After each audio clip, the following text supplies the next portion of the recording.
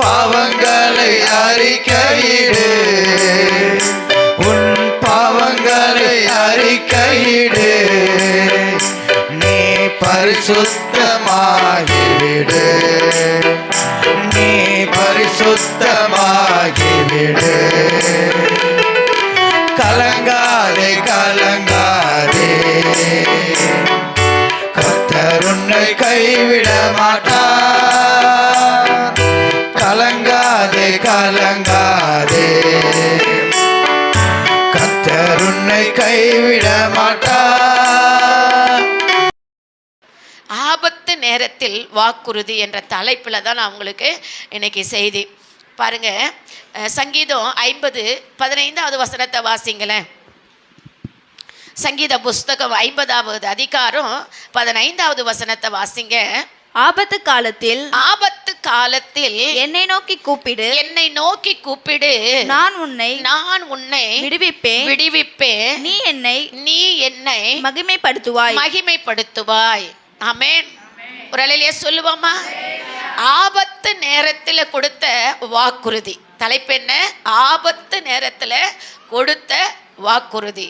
அந்த வாக்குறுதி என்ன சொல்றாருன்னா, என்னை நோக்கி கூப்பிடு, நான் உன்னை விடுவிப்பேன், நீ என்ன செய்வ? மகிமைப்படுத்துவ. இந்த கால வேளையில ஒருவேளை தேவ ஜனமே, நீங்க எத்தனை பேர் ஆண்டவரை நோக்கி பார்த்தீங்கன்னு எனக்கு தெரியாது, எத்தனை பேர் மனிதர்களை நோக்கி பார்க்கிறீங்கன்னு எனக்கு தெரியாது.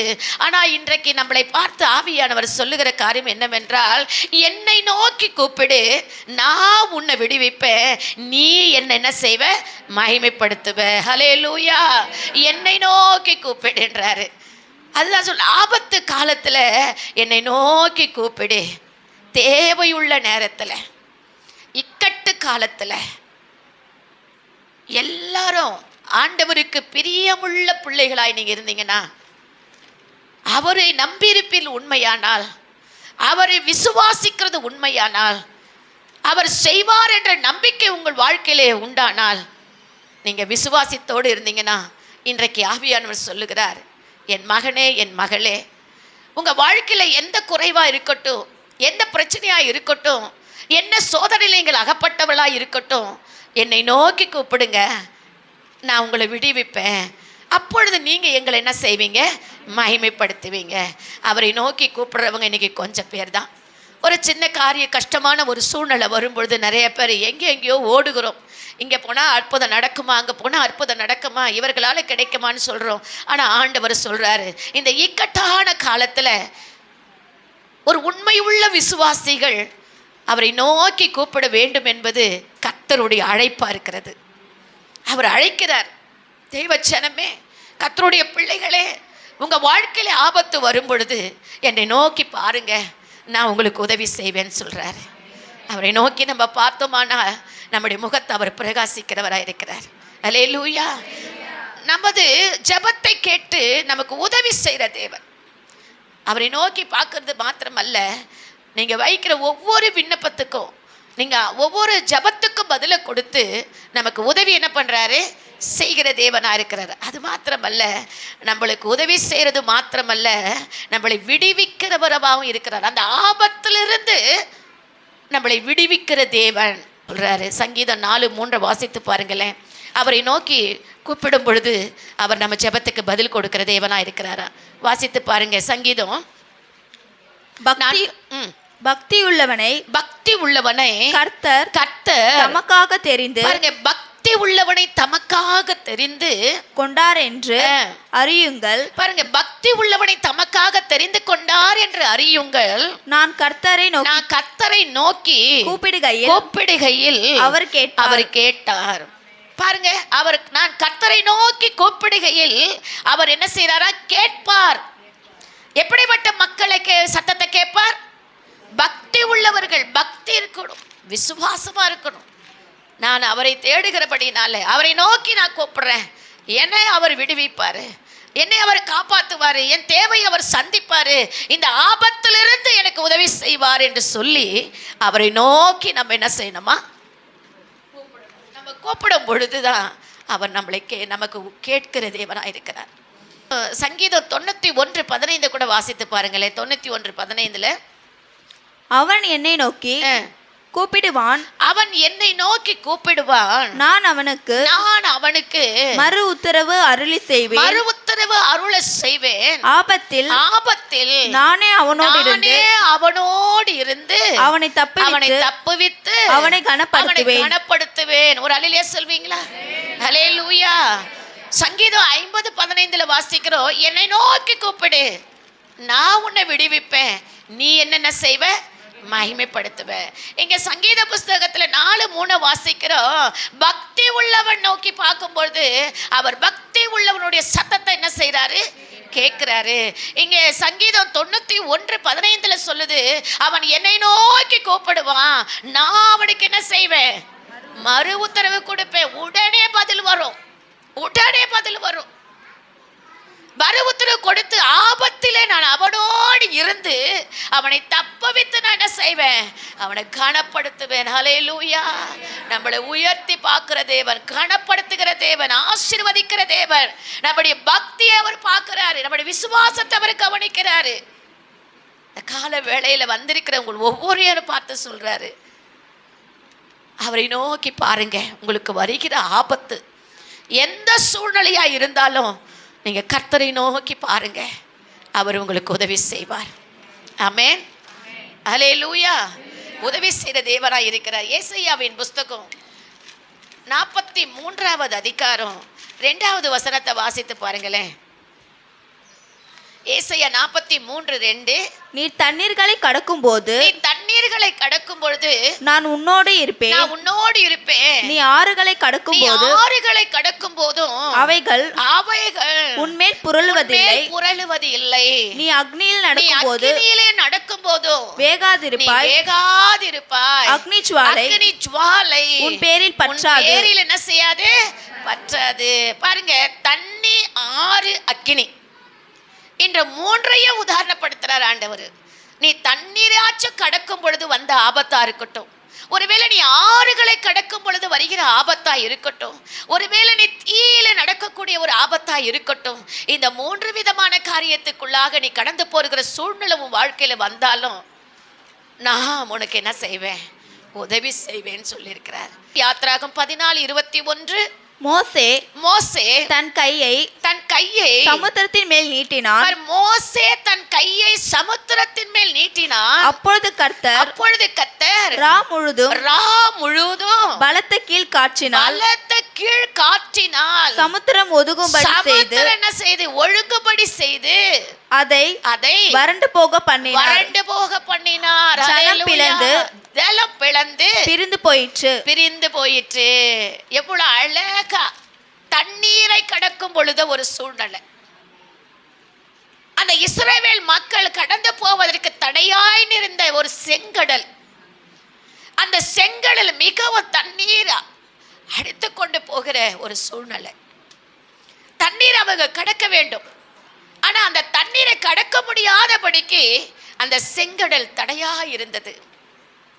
ஆனால் ஆண்டவர் சொல்றார், மோசேயை பார்த்து சொல்றார், மோசே, அந்த செங்கடல் பாருங்க, 20 முதல் 60 அந்த செங்கடலை கடந்தவங்க என்னன்னா எவ்வளோ பேராக இருக்காங்க. ஒரு உதாரணமாக சொல்கிறாங்க, ஒரு 20 முதல் 60 லட்சம் பேர் இருக்கலாம் அப்படின்னு ஒரு உதாரணமாக சொல்லியிருக்காங்க.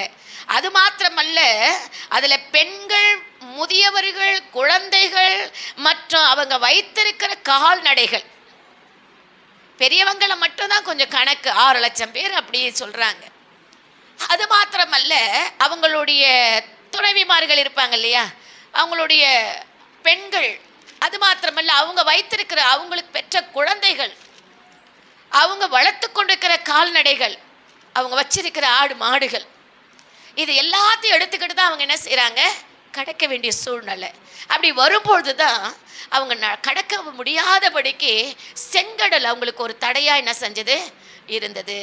இஸ்ரவேல் புத்திரர் சமுத்திரத்தின் நடுவாக வெட்டாந்தரையிலே நடந்து போனார்கள். அவர்கள் வலதுபுறத்திலும் அவர்கள் இடதுபுறத்திலும் ஜலம்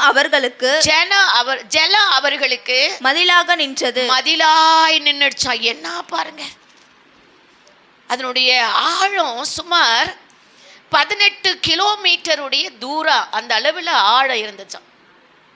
அந்த சுழல் காற்று நிமித்தமாக அது ரெண்டாய் பிரிந்ததுனால அந்த ஜலம் என்ன பண்ணுச்சான், ஒரு மதில் சுவர் மாதிரி என்ன செஞ்சுதான், தண்ணி இந்த பக்கமும் நின்றுடுச்சு. ஆனால் இஸ்ரவேல் மக்கள் என்ன செய்யணும், அதன் வழியாக நடந்து போனோம். அவங்களுக்கு எப்படி இருந்திருக்கும் யோசிங்க, சொல்லுங்களேன். எப்படி இருந்திருக்கும்? சும்மா ஒரு கற்பனை பண்ணுங்களேன். எப்படி இருக்கும்? சந்தோஷமாக போயிருப்பாங்களா? எப்படி இருந்திருக்கும்? ஏன்னா அப்படியே தண்ணி அப்படியே என்ன செய்யுது, நிற்குது, இந்த பக்கமும் நிற்குது. அப்போ அப்படிப்பட்ட ஒரு சூழ்நிலையில் இந்த ஜனங்கள் என்ன செய்கிறாங்க, நடந்து போகிறாங்க. அந்த ஒருவேளை மீண்டும் அந்த தண்ணி நம்ம மேலே வந்து விழுந்துருமோன்ற ஒரு பயம் இருந்திருக்கும்ல. ஆனால் அவங்க விசுவாசத்தோடு என்ன பண்ணாங்க, தேவ ஜனமே, இந்த கால வேளையில் இந்த நாளில் வந்திருக்கிற உங்களை பார்த்து ஆண்டவர் சொல்கிறாரு, ஒருவேளை அப்படி ஒரு தத்தளிப்பான ஒரு சூழ்நிலைக்குள்ள நீங்கள் கடந்து போகிறவர்களாக இருந்தாலும் கர்த்தர் உங்களுக்கு மதில் சுவராக இருப்பார். அது இந்த கால வேளையில் அப்படி ஒரு தத்தளிப்பான ஒரு நிலைமையில் நீங்கள் வந்திருந்தா கடவுள் உங்களை பார்த்து தான் சொல்கிறாரு, அந்த செங்கடலை பிளக்க செய்த ஆண்டவர், தடையாயிருந்த அந்த செங்கடலை பிளந்து வழிவிடும்படி கட்டளை கொடுத்த ஆண்டவர், உங்களுக்கு எதெல்லாம் தடையா இருக்கிறதோ, எதெல்லாம் இது நடக்குமா, இது முடியுமா, இது முடியாதான்னு சொல்லி நீ கேள்விக்குறியோடு வந்திருந்தா கர்த்தர் உங்க வாழ்க்கையில இன்றைக்கு அவர் சொல்லுகிறார், என்னை நோக்கி கூப்பிடு, நான் மகனே நான் உன்னை விடுவிப்பேன், அப்பொழுது நீ என்னை மகிமைப்படுத்துவே. இந்த விசுவாசத்தோடு அறிக்கை செய்யுங்க. பல மணி நேரம் அவங்க நடந்திருக்கலாம். இருபுறமும் தண்ணீர் ஒரு மதில் சுவராக இருக்கும் பொழுது விசுவாசத்தோடு நடந்து போனாங்க. அதே போல் நீங்கள் விசுவாசத்தோடு போங்க. 2 ராஜாக்கள் புஸ்தகம் 25வது அதிகாரம் 8வது வசனத்திலிருந்து 10 வசனங்களை வாசித்து பாருங்க. 5ஆம் மாதம் 7ஆம் தேதியிலே 5ஆம் மாதம் 7ஆம் தேதியிலே நேபுகாத் நேச்சார் என்னும் பாபிலோன் ராஜாவின் 19ஆம் வருஷத்திலே 19வது வருஷத்துல பாபிலோன் ராஜாவின் ஊழியக்காரனாகிய நெபுசராதான் என்னும் காவல் சேனாதிபதி எருசலேமுக்கு வந்து கர்த்தருடைய ஆலயத்தையும் ராஜாவின் அரண்மனையும் எருசலேமின் சகல கட்டடங்களையும் பெரிய வீடுகள் எல்லாவற்றையும் அக்னியால் சுட்டெரித்து விட்டான். இங்க தண்ணீரை பார்த்துட்டோம், அக்னினால என்ன செய்யறாங்க, கர்த்தருடைய ஆலயத்தையும் அரசரின் அரண்மனை உள்பட்ட எருசலேமில் பல கட்டடங்கள் எல்லாத்தையும் என்ன பண்ணிட்டாங்களாம், ஆலயத்தெல்லாம் சுட்டரிச்சிட்டாங்களாம். எல்லாத்தையும் என்ன பண்ணாங்க, தகர்த்துட்டாங்க. ஆனால் இங்கே ஒரு ஏசாயா தீர்க்கதரிசி மூலமாக சொல்கிறாரு பாருங்க, வாசிங்க 20:16 வாசித்து பாருங்க. அதே 2 ராஜாக்கள் 20வது அதிகாரம் 16வது வசனத்திலிருந்து. அப்பொழுது ஏசாயா எசேக்கியாவை நோக்கி, கர்த்தருடைய வார்த்தையை கேளும், இதோ நாட்கள் வரும், அப்பொழுது உமது வீட்டின் உள்ளத்திலும் உமது பிதாக்கள் இந்நாள் வரைக்கும் சேர்த்ததிலும் ஒன்றும் மீதியாக வைக்கப்படாமல் எல்லாம் பாபிலோனுக்கு கொண்டு போகப்படும். எல்லாம் இடிக்கப்பட்டு எல்லாத்தையும் எடுத்துக்கிட்டு எங்க போவாங்க, பாபிலோனுக்கு எடுத்துட்டு போயிருவாங்க. அந்த இடத்துல வாசிங்கம்மா, நீ பெறப்போகிற உமது சந்தானமாகிய உமது குமாரர்களிலும் சிலர் பாபிலோன் ராஜாவின் அரண்மனை வேலைக்காரராய் இருப்பார்கள் என்று கர்த்தர் சொல்லுகிறார். எல்லாத்தையும் இடிச்சு அதனுடைய பொருள் எல்லாம், ஆலயத்தை இடிச்சிட்டு அந்த கட்டடத்தெல்லாம் இடிச்சிட்டு அதனுடைய பொருள் எல்லாம் எங்க எடுத்துன்னு போயிட்டாங்க, பாபிலோனுக்கு எடுத்துன்னு போயிட்டாங்க. ஆனா ஏசாயா தீர்க்கதரிசிக்கு ஆண்டவர் சொல்றாரு, அங்க உங்க பிள்ளைங்க போய் அங்க என்ன செய்வாங்க, அந்த அரண்மனையில வேலை பார்ப்பாங்க.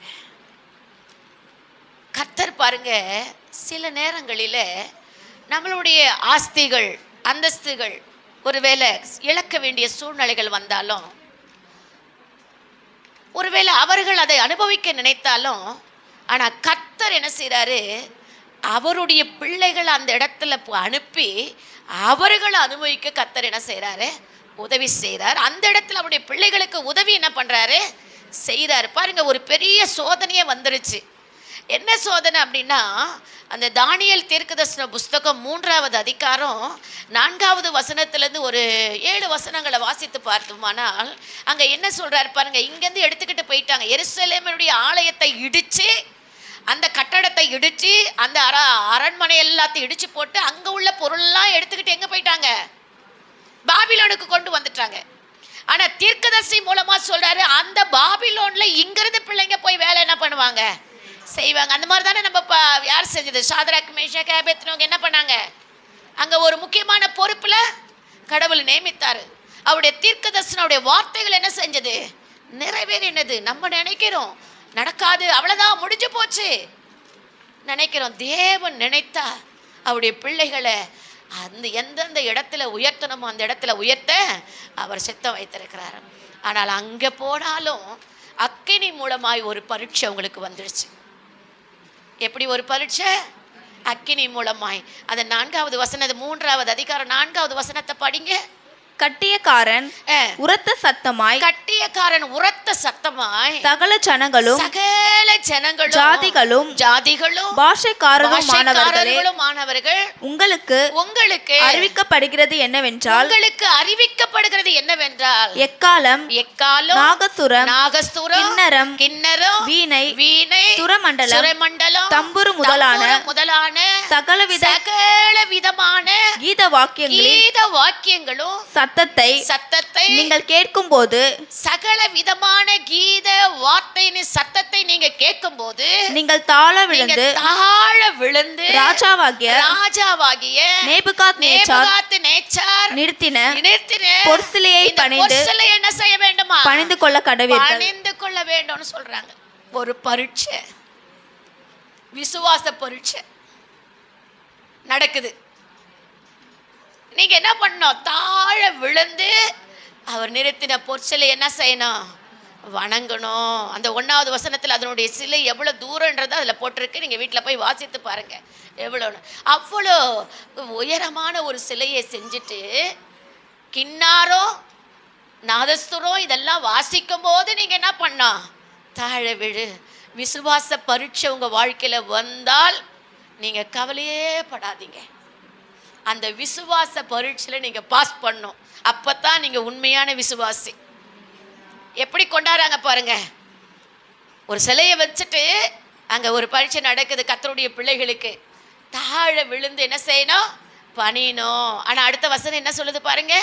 எவனாகிலும் தாழ விழுந்து அதை பணிந்து கொள்ளாமல் போனால் அவன் அந்நேரமே எரிகிற அக்னி சூளையின் நடுவிலே போடப்படுவான் என்று ராஜா கட்டளை போட்டார்.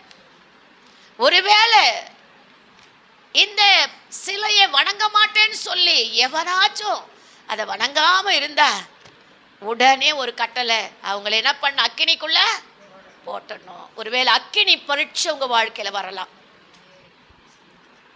தண்ணீர் ஒரு செங்கடல் ஒரு தடையா நிக்கலாம், அக்கினி ஒரு தடையா நிக்கலாம். ஆனா ஆண்டவர் சொல்லுகிறார், இந்த கர்த்தருடைய பிள்ளைகளுக்கு வைத்த பரீட்சையில அவங்க ஒரு வார்த்தை சொல்ல இருப்பாங்க. நமக்கு தான் மனப்பாடமே தெரியுமே. நாங்கள் ஆராதிக்கிற தேவன் எங்களை விடுவிக்க வல்லவராய் இருக்கிறார். ஒருவேளை எங்களை விடுவிக்காம போனாலும் நீங்கள் நிறுத்தினது சிலையை நாங்கள் என்ன செய்ய மாட்டோம்? வணங்க மாட்டோம். அந்த விசுவாசம் நமக்கு இருக்குதா? ஆண்டவரே எங்களுக்கு சுகம் கிடைக்குதோ கிடைக்கலையோ, எங்கள் விசுவாசத்தில் நாங்கள் விலகி போக மாட்டேன்னு சொல்கிறவங்க எத்தனை பேர்? கிடைக்குதோன்னு சொல்லாதீங்க, கிடைக்கும் கண்டிப்பாக. ஆனால் ஏன் நான் சொல்கிறேன்னா, அவங்க சொன்னாங்க இல்லையா, ஒருவேளை எங்கள் ஆண்டவர் எங்களை தப்புவிக்காமல் போனாலும் பரவாயில்லை, ஆனால் நீங்கள் நிறுத்தின சிலையை நாங்கள் என்ன செய்ய மாட்டோம்? வணங்க மாட்டோம். அந்த விசுவாசத்தை தேவன் எதிர்பார்க்கிறார். எந்த இடத்துல போனாலும் அவருடைய பிள்ளைகளுக்கு விசுவாச பரீட்சை சில நேரங்களில் வரும். அந்த விசுவாச பரீட்சையில் இந்த மாதத்தில் ஒரு வேளை ஆண்டவர் ஏதோ முன்னதாக உங்களுக்கு ஒரு ஆலோசனையை கொடுக்குறாரு. ஒருவேளை இந்த மாதத்தில் உங்களுக்கு விசுவாச பரீட்சை ஏதாவது ஒரு சூழ்நிலைக்குள்ளே வந்தால் நீங்கள் என்ன பண்ணக்கூடாது? என்னை நோக்கி கூப்பிடுங்க, நான் உனக்கு என்ன பண்ணுவேன்? உன்னை விடுவிப்பேன், நீ என்ன செய்வேன்?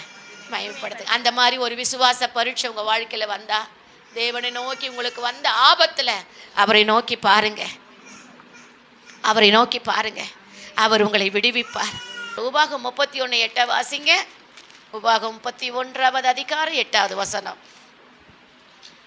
கர்த்தர் தாமே உனக்கு முன்பாக போகிறவர், கர்த்தர் தாமே உனக்கு முன்பாக போகிறவர், அவர் உன்னோடே இருப்பார், அவர் உன்னோடு இருப்பார், அவர் உன்னை விட்டு விலகுவதும் இல்லை, அவர் உன்னை விட்டு விலகுவதும் இல்லை, உன்னை கைவிடுவதும் இல்லை, கைவிடுவதும் இல்லை.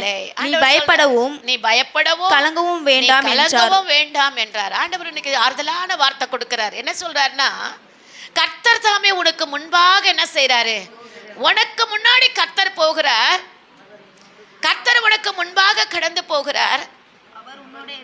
அவர் என்ன, அவர் உன்னோடு கூட இருப்பார், அவர் உன்னை விட்டு விலகுவதும் இல்லை, உன்னை கைவிடுவதும் இல்லை.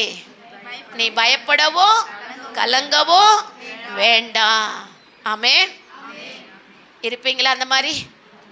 இந்த வாரத்தில், இந்த மாதத்தில் ஆண்டவர் கொடுக்குற இந்த வார்த்தையை நம்புங்க, விசுவாசிங்க. விசுவாசித்தாதான் நம்ம ஜெயத்தை என்ன செய்ய முடியும்.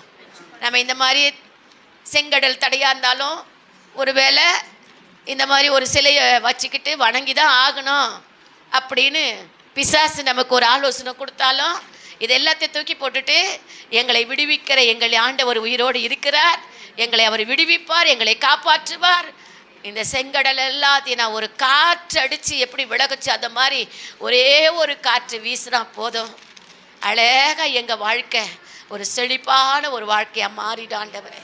சொல்லுமா, அப்படி ஒரு ஆசீர்வாதத்தை கர்த்தர் நமக்கு வைத்திருக்கிறார். தேவ ஜனமே, நீங்கள் கவலைப்படாதீங்க, எதை குறித்து கவலைப்படாதீங்க.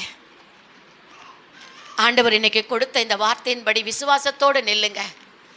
ஆபத்து நேரத்தில் உங்களுக்கு கொடுத்த வாக்கு கண்டிப்பாக பலிக்க செய்வார். மகா இரக்கமும் கிருபையும் நிறைந்த எங்கள் பரலோகத்தின் தகப்பனே, ஆசீர்வதிக்கப்பட்ட இந்த மனமகிழ்ச்சி, இந்த நல்ல கால வேளையை உங்களுடைய கரத்தில் கொடுக்கிற ஆண்டவரே, உங்களுடைய வல்லமையின் கரத்தில் கொடுக்கிற ஆண்டவரே, இந்த மாத துவக்கத்தில் உங்களுடைய பிள்ளைகள் உங்களுடைய சமூகத்தில் வந்தபடினாலே கர்த்தாவே அவர்களை திருப்திப்படுத்தி அனுப்ப ஆண்டவரே. அவருடைய தேவைகள் எதுவாக இருந்தாலும் ஆபத்து காலத்தில் உம்மை நோக்கி பார்க்கும் பொழுது அவளை விடுவிய ஆண்டவரே, அவளை விடுதலையாக்க சுவாமி. பிள்ளைகள் விசுவாசத்தை விட்டு விலகாதபடிக்கு உங்களுடைய நாமத்துக்கு கனத்தை கொடுக்கிறவளாய் மாற்றுங்க. அவருடைய தேவைகளை சந்திங்கப்பா. உங்க பிள்ளைகளை ஆசீர்வதித்து அனுப்புங்க. அவருடைய கரம், அவருடைய தொழில், அவருடைய எடுக்கிற முயற்சிகள், பிரயாசங்கள் அனைத்தையும் கர்த்தர் ஆசீர்வதிப்பீராக ஆண்டவரே. ஒருவேளை அவர்களுக்கு எதெல்லாம் தடையா நிற்குதோ, செங்கடலை போல தடையா நிற்கிறதா, எரிகோ ஆண்டவரே ஒரு தடையா நிற்கிறதா, ஆண்டவரே அக்கினி ஒரு தடையா நிற்கிறதா, ஆண்டவரே என்னை விடுவிக்கிற வல்லமை உள்ள ஆவியானவர், எங்களை விடுவிக்கிற வல்லமை உள்ள ஆவியானவர் உம்முடைய பிள்ளைகளை விடுதலை ஆக்குவீராக சுவாமி. எந்த விதத்திலே அவர்கள் சோர்ந்து போயிராதபடிக்கு உம்முடைய பிள்ளைகளை விடுதலையாக்கி ஆசீர்வதியும். இந்த வேத வசனத்தை கேட்டவர்கள் ஆண்டவரே, யூடியூப் மூலமாய் கேட்கிறவர்கள், விசுவாசத்தோடு கேட்கிற ஒவ்வொரு உள்ளங்களும் பிழைக்கட்டும் ஆண்டவரே. நோக்கி பார்க்கிறவர்கள் பிழைக்கட்டும், அவர்களை விடுதலையாக்கும், அவருடைய கட்டுகளை அவிழ்த்து போடும், அவருடைய வியாதிகள் சுகத்தை கட்டளையிடும், அவருடைய பிரச்சனைகள் நீங்கட்டும். இந்த மாதத்திலே அவருடைய தேவைகள் சந்திக்கப்படட்டும் ஆவியானவரே. அவளை ஆசீர்வதித்தரணும், அவருடைய நாமம் மகிமைப்படட்டும், அவருடைய குடும்பங்களை ஆசீர்வதியும், அவருடைய தனிப்பட்ட வாழ்க்கையை ஆசீர்வதியும். கர்த்தர் பலத்த கிரியைகளை செய்வீராக. உம்முடைய ஊழியத்தை இந்த மாதத்திலே எடுத்து செய்வதற்கு வேண்டிய பலனையும் சத்துவத்தையும் கர்த்தர் கொடுப்பீராக. பரிசுத்த ஆவியானவருடைய பிள்ளைகளுக்கு அனுக்கிரகம் செய்யும், ஆசீர்வதித்து அனுப்பும்.